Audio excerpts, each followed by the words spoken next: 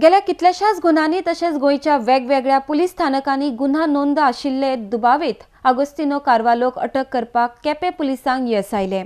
केपें पुलिसांनी दिल्ले म्हायतीनुसार ऑक्टोबर म्हयन्यात केपें हांगासरल्या एका कंपनीच्या गाडयेक आडोवन गाडयेच्या चालकाक धमकी दिवन 3 लाख घेवन पळ काडिल्ली।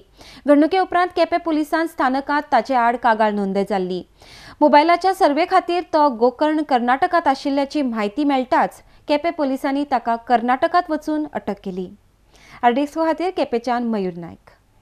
An offence was registered under section 394, 365, 342 IPC upon the complaint of Danson Correa, son of Santan Correa, against suspected accused Agostino Cipriano Carvalho.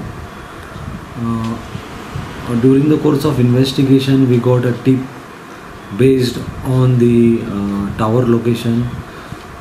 We apprehended him at Gokarna on main beach and in a Om Star shack while he was having a lunch, and he was apprehended and he is brought at police station. He has confessed to the crime and he is also required in some cases in South as well as North districts.